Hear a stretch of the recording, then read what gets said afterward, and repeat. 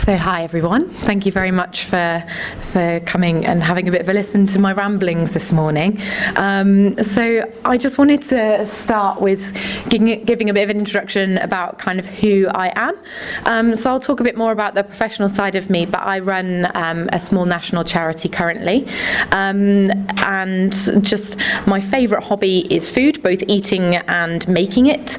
I try to balance this out a little bit with doing lots of exercise and climbing hills wherever possible, and I live over in Cardiff, but kind of do a bit of a Gavin and Stacey-esque commute and work in Essex part-time. So that's a little bit about me. So I just wanted to give a bit of a brief timeline as well about the kind of background that brought me into sort of my particular charity leadership experience. So my background is in psychology. I did an undergraduate degree at the University of Birmingham, and then went on to do a PhD researching behaviour in a condition called FragileX syndrome. I had no prior experience of FragileX syndrome, but I was really interested in learning disability. That's my real interest and passion. And during my undergraduate degree, I'd been volunteering, working with a department that had a special interest in genetic syndromes, particularly rare ones. And it was through that my interest in sort of syndrome-specific patterns of behaviour developed, and how FragileX kind of came into play. Right at starting my PhD, I hadn't met anyone with FragileX syndrome, and I very much wanted to rectify that. So I got involved volunteering with the FragileX Society, which is the national charity supporting people with the condition and their families.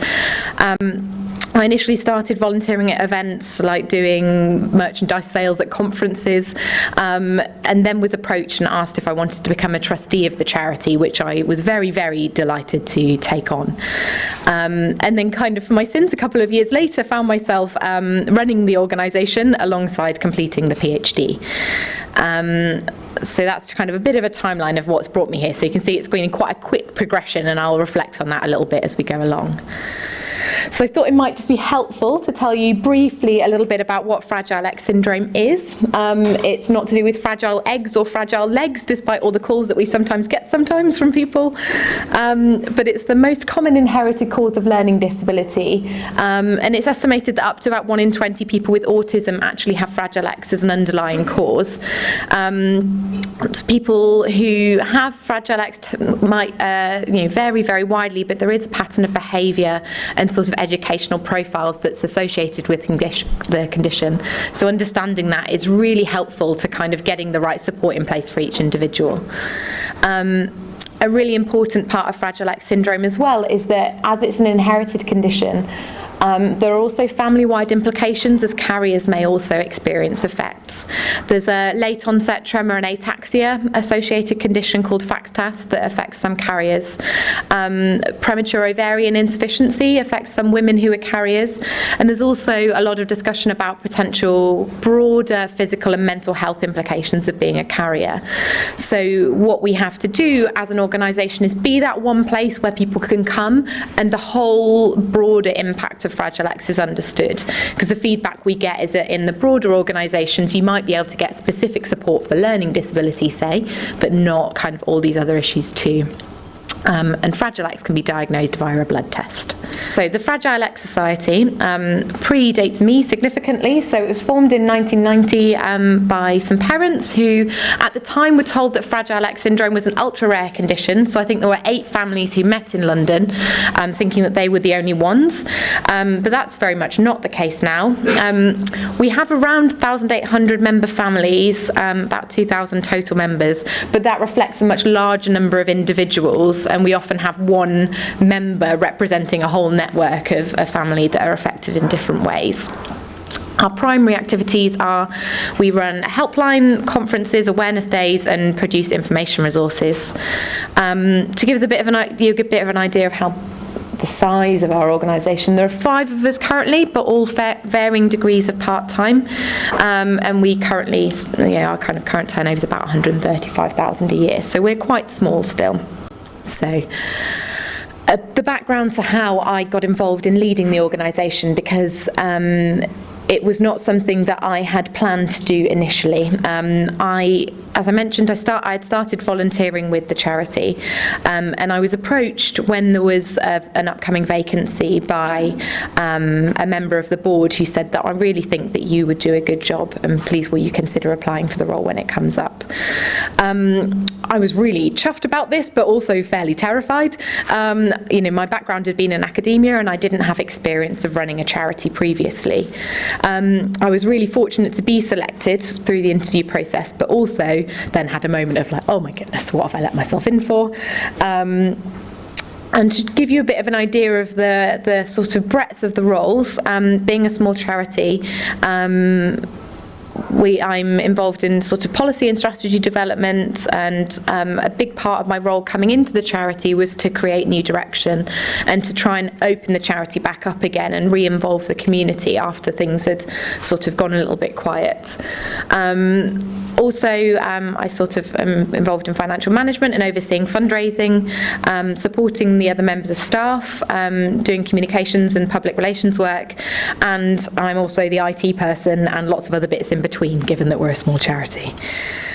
And so my background into charity leadership, this was my first time working in the sector, but my previous academic background did really help with preparing to work for the FragileX Society. So obviously I'd been exposed to needing to do a lot of critical thinking and had good analytical skills. And given obviously the topic overlap between my PhD and the charity, there was a lot of direct support for understanding the condition and the needs of the community, as well as supporting research, which is a big aspect of what we do as a charity. And also had a decent knowledge of kind of how we might be able to approach our community and capture information on people's views about the organisation and what they wanted us to do next. But it was also a really difficult and steep learning curve. So I am significantly younger than all of my colleagues. Many of my colleagues have children that are older than me, and I was very, very conscious of that when I started. Fundraising I have no prior experience of, and is a significant issue for our charity, as I'm sure it is for many other small organisations. I was having to manage staff, which I hadn't done before, and also recruiting staff, and we've also had to deal with staff redundancies as well, which I'm happy to sort of reflect on a bit later. But from not having any managerial experience before, that was really, really difficult, and also kind of having to learn a lot of the time from the ground up about finance and policies. So I wanted to reflect a bit on the things that I've learned through that. So I started with the things that I felt that I could do well. The charity really needed a bit of modernising, so we had a bit of a look at kind of the look of how we were doing things, opening up our communications to be a bit more accessible, changing the format of our events to really capitalise on the community element of what we do, because people would often say when we did our formal kind of academic conferences that the thing they enjoyed most was lunchtime when they got to meet other families.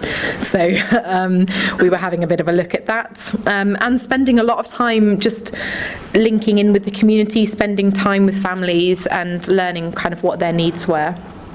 I've always been a great proponent of not reinventing the wheel, and I'm very grateful people in this room and other people that I've met along the way have always been very generous at sharing their experiences, and I've always taken the attitude of never being afraid to ask, and I have always had to be very conscious of not trying to be something that I'm not. There was no point in me going into the organisation pretending that I had all the answers, and I have always spent a lot of time listening to people and being honest about what I know and what I don't.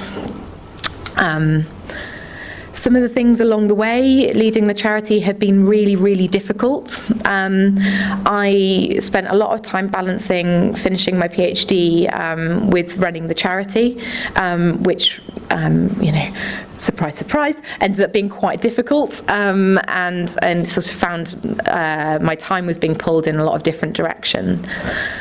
I sort of mentioned it before, but it's a pretty tough environment for small charities, and through the time that I've been at the organisation, we have been really fortunate to have some incredible support from our community, but finances remain one of the primary risks facing our charity, and we've had to make some really tough decisions, both in terms of staffing, but also in terms of the services that we're able to provide. which understandably has come with some kind of kickback from the community. And managing that and being very open with people about the reasons behind our decisions has been, I think, beneficial, but also really difficult. And I'm happy to talk about that a little bit more as well later. I'm always a believer in being candid, so also I have always struggled with anxiety, and mental health has kind of played into my journey around charity leadership as well.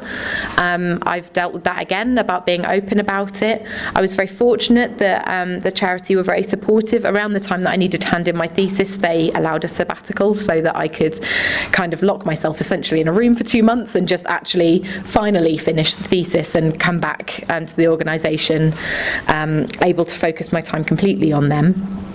And also kind of, I have always suffered with a significant dose of imposter syndrome and feeling like someone eventually will find out that I don't know as much as people think I know. But again, I've always tried to deal with that by being really open about kind of what I can and cannot do, and always then, when I cannot do something, trying to find the best way forward. There's also things that I'm really proud of while I've been at the Society. I have always, since working in the charity sector, been really evangelical about what a wonderful sector it is to work in, and I get to go to work feeling like I'm valued and adding value every day that I'm there. And I've been really proud of some of the feedback that we've had from our community. I'm really proud too, not being a fundraiser by background, and there's lots of things that I haven't done right, but one thing that we did really well was a kind of community fundraising campaign that really, it raised a good amount of money, but primarily we were really excited about the fact that we kind of rallied our community together around this sort of virtual campaign where we got people to walk the equivalent distance around the UK, raising awareness and funds.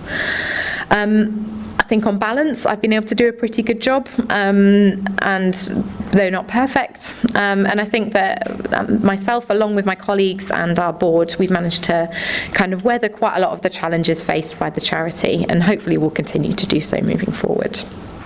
And I kind of wanted to finish off as well on this kind of theme of thinking the charity sector is amazing. I've been really, really lucky to be able to do lots of exciting things as part of sort of my leadership role. Some of the primary ones being the people that I've been able to work with along the way. In the centre at the top is the members of the European FragileX network, who are largely all run as organisations around Europe supporting people with FragileX. And it's really fantastic to be able to learn from people, to share experiences, and it's just the most wonderful community that I've been able to find there.